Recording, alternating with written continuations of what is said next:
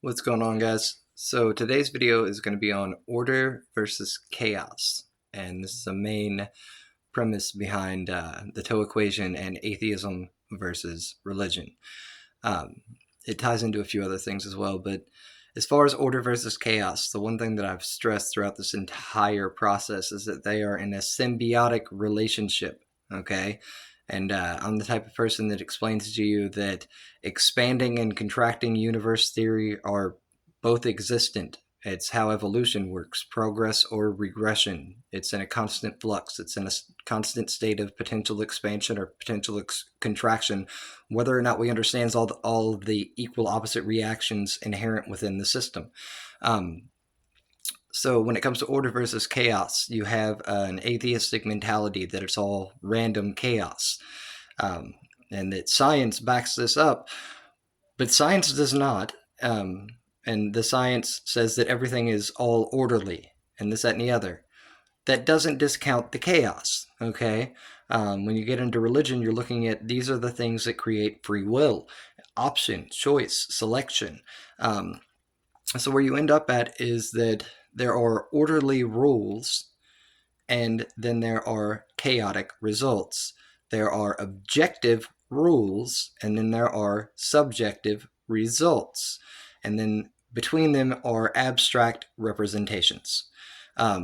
What ends up happening here is when you format with the Toe equation, with the work that I've done, you end up with yes, no, and maybe equals choice. Okay, well that's a simple one-dimensional string theory, just basic approach.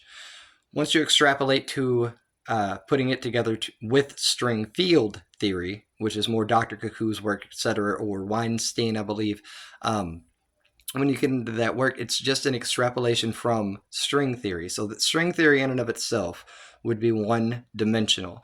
When you start to expand data, you start to see what it is that I'm talking about here. So when you get into biology, which is the easiest example for everyone to understand, what you have is sperm, egg, womb equals a baby. And then a baby can be a man, a woman, or a hermaphrodite. Okay, those are the options. There's actually three genders, and I've explained this in another video as well. But there are three genders you always have to account for fusion. Hermaphrodites are a part of that equation to such an extent that we all start off as hermaphroditic. We then grow into male dominant or female dominant. So you need a sperm and an egg, both, to make a baby. You need both parts. And it's because of that that we all start off as hermaphrodites and would have to grow towards man or woman in that sense, as far as the chromosomal build up, etc.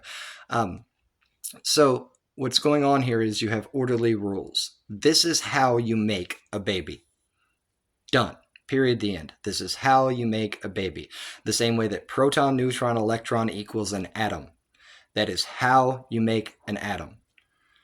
Are all the atoms hydrogen atoms? No. But one proton, one neutron, and one electron makes a hydrogen. Hydrogen is the basic fundamental blueprint in chemistry. Okay, it is not the only option, it is just the basics. We know that there's tons and tons of options. So what ends up happening is in chemistry, you have proton, neutron, electron equals atom. An atom can then be an isotope, a cation, or an anion, which is just a fancy way of saying positive, negative, or neutral. Okay? So when you get into biology and chemistry and you start expanding the string, okay, and going from one-dimensional to three-dimensional, when you're extrapolating more data, what you end up realizing is that the rules are objective and they are orderly. The results are subjective and chaotic, okay? And in between is an abstract representation. So when I say sperm, egg, womb equals baby, I'm saying this is how you make all of the babies, all of them. And if you're talking about all of them, you're talking about none of them. That is the abstract nature of these middles, the in-between, the representation. So the word baby, this is representative of all of them. Okay? When you get into chemistry, you end up in the same boat, where you end up with proton, neutron, electron equals atom, atom equals isotope, cation, or anion. The rules are and options. The results are or options. It's how the programming works. And in between them, the atom, We're not talking about the atom. We're not talking about an atom. We're saying that protons and neutrons and electrons make atoms. All of them. And when you're talking about all of them, you're talking about none of them. This is not paradoxical. It's the way that dichotomy logic works. And as I've extrapolated all of this, the best verbiage that I've been able to come up with to explain that is there is no such thing as a paradox, and that is what is paradoxical. Everything is based on dichotomy logic. Everything is based on the idea that if it exists, its equal opposite exists. If they exist, their equal opposite exists. If that exists, its equal opposite exists, etc., etc., etc. The data just keeps extrapolating. And so because of that, everything is a paradox. When everything is a paradox, nothing is. Over specialization leads to stagnation, stagnation to death, etc. It is the death of a statistic, the death of this or that. So my video on statistics, I explain simply that the averages are lies if they're not correlated, and it is because of the minimum average and the maximum average. Go watch the video. I'm not doing it again, but when you get down to it, there is no such thing as a paradox because everything is paradoxical, and that is the one thing that is a paradox.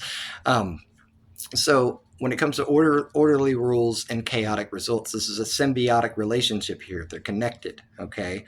They are connected. So when you dive into the religious aspects of this, I always put it in the same terminology. There's God, then there's the devil, there's good, then there's evil, then there's the human being. We are ambiguous in the sense that we can go in either direction. We are the middle, okay?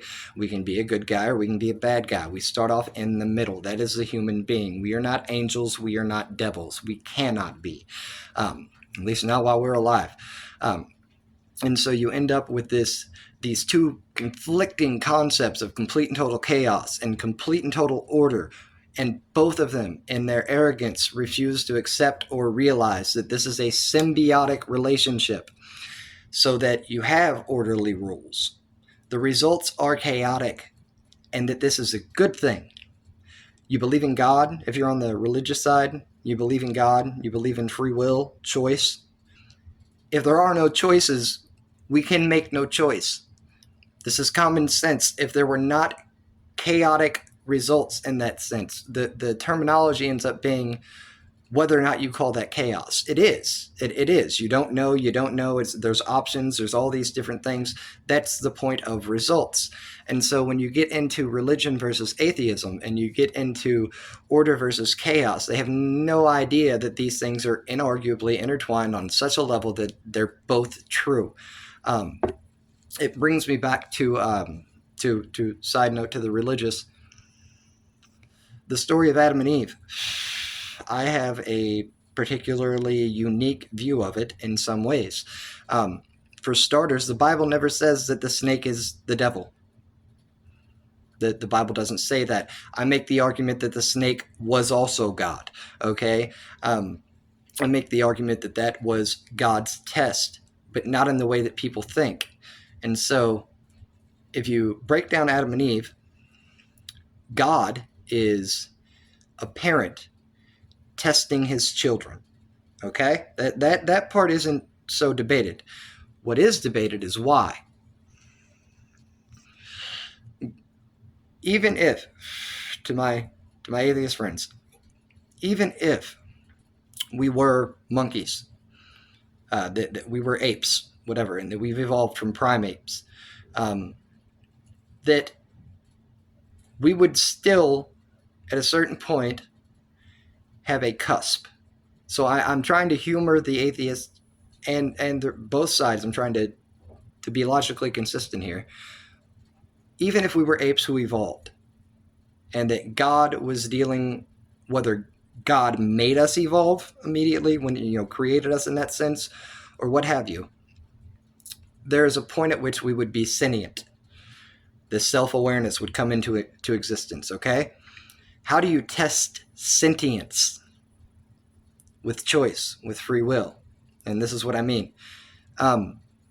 God says, don't eat that apple. It's the forbidden fruit. The knowledge of good and evil. The tree of wisdom in that sense. It will make you like me. You'll be like God. Don't do that. Right? In comes the snake, out goes God. God leaves. Snake comes in.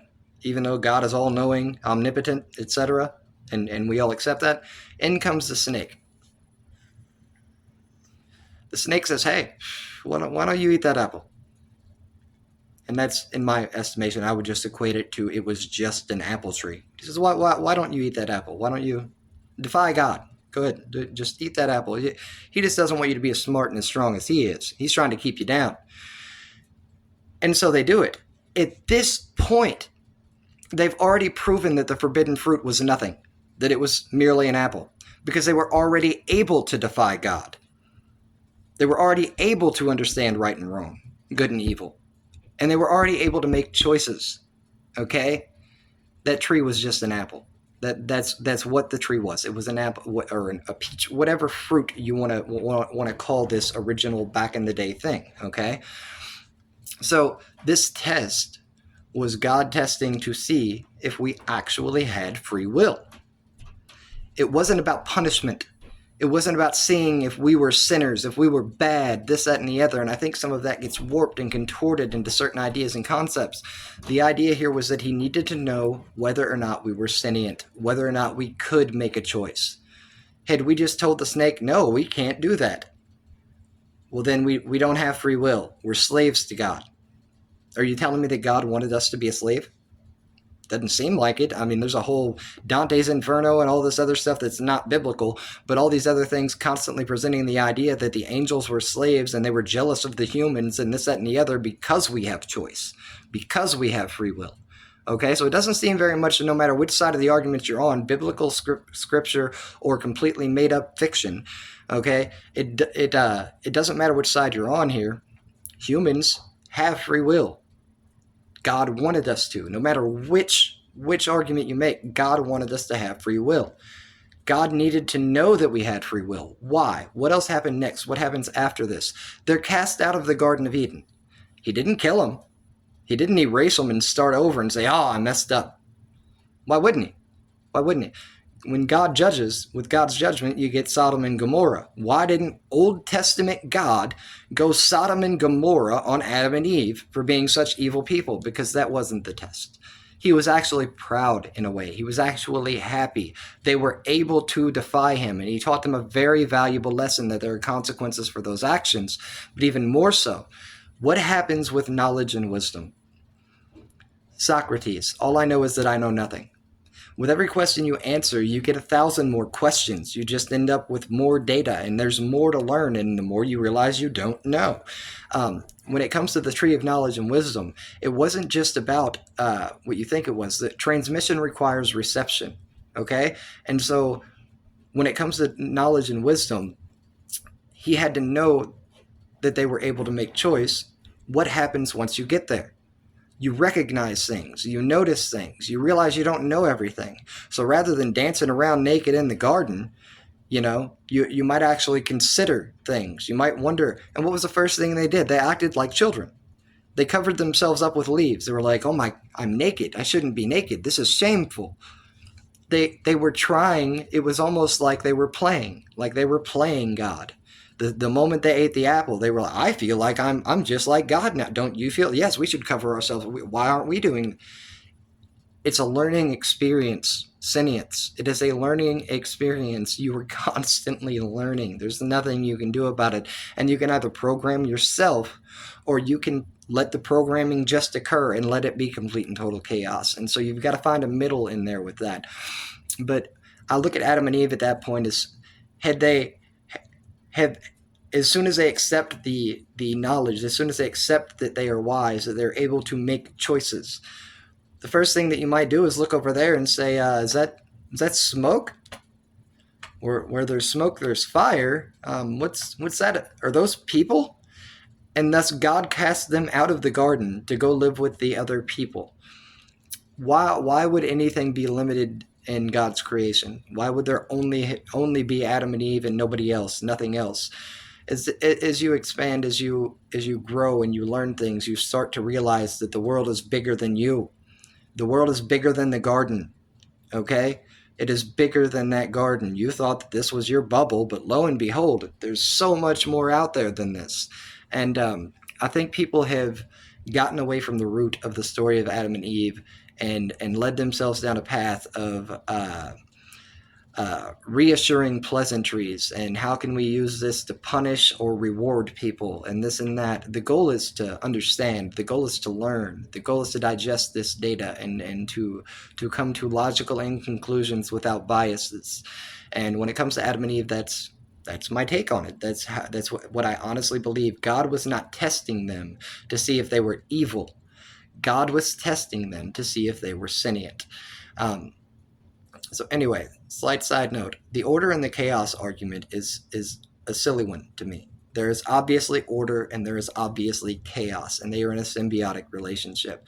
The issues, as far as I'm able to understand, in science, as you apply these things, what happens is a rule turns into a result, or a result turns into a rule based on your representation, your focal point. What are you studying? Okay?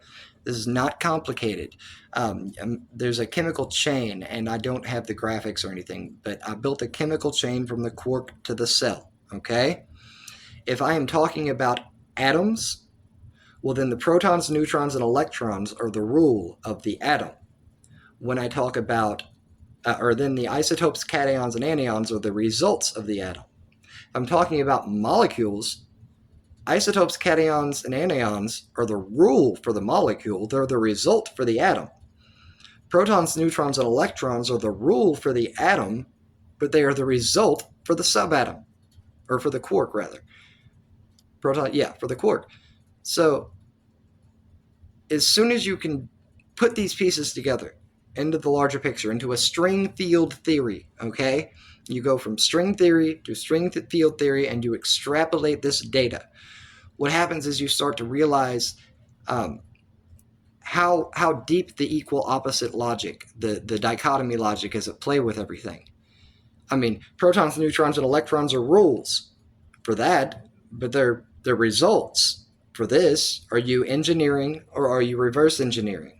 Which way are you going? What direction are you going in?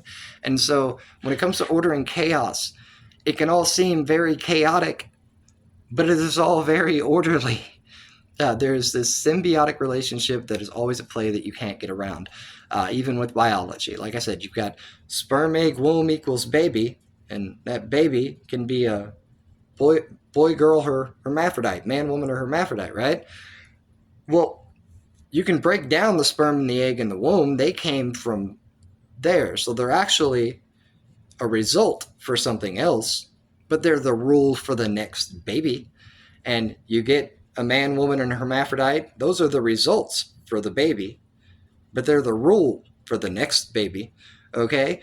And so this is how this all works. This is how deep dichotomy logic works. And people get lost in the woods with it for obvious reasons, for terminology, how it sounds also confusing. But it's just dichotomy logic at play, and you have to account for fusion. You have to account for third dimensions. And you can't have a maybe if there's no yes or no. You can't have a morally ambiguous unless there is both good and evil. And if there is only morally ambiguous, nothing is, because overspecialization leads to stagnation. And so that is the summary, I suppose, of what I can really express with order versus chaos. There is order, there is chaos, there is that space in between. Things interchange, they invert depending on where you're at, and it's not paradoxical, it's not hypocritical, it's literally very orderly. But you have to understand the order that is at play. And if that is not true, there could be no free will, there could be no choice.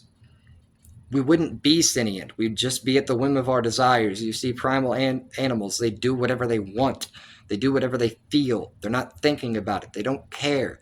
That is where people regress to with anarchy and with this idea of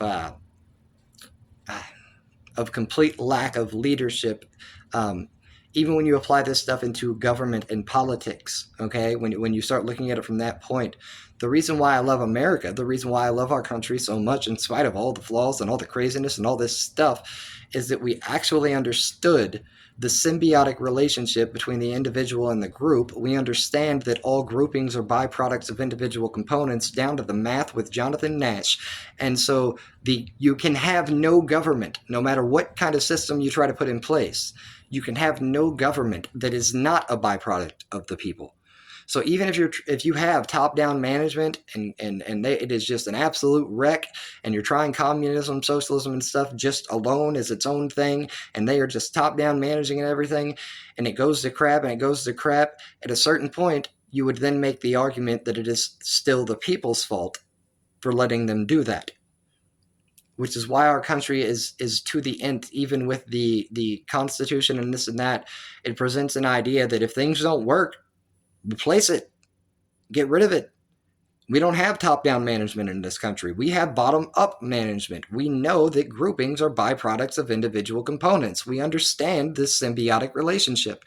Those are the foundational principles. It makes me think that the founding fathers were space aliens some days. Like, how did you end up lining this up so well with science on accident? Doesn't seem very accidental. We even have three branches of government. I'm talking about the three domain system as it applies to literally everything and outside of cells.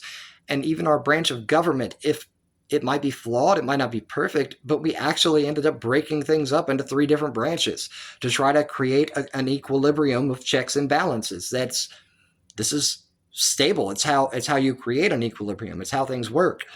If there's yes and no, there's maybe. If there's this, there's that. If there's these two things, there's got to be this third thing. Thus, the Supreme Court. You When you understand the science to the level that I do on this stuff in dichotomy logic and fusion and how all these things play a role, you can actually understand why our government has been able to survive so long, why our system has been so great, because there is a catering to the natural equilibrium of life, the natural equilibrium that exists in science. And I don't know that it was intentional. I don't know that it was on purpose, but it is the way that it is played out, and the proof's in the pudding. We've got the longest living government on the planet. I mean, not the oldest country in that sense. We have the longest living government. Our government hasn't changed in hundreds of years because of its ability to adapt, evolve, etc. So that's what I wanted to address today. I wanted to touch on order and chaos and give some of my opinions on this or that, be it religious or political. But always remember that it doesn't matter, even if you want anarchy, there will be order.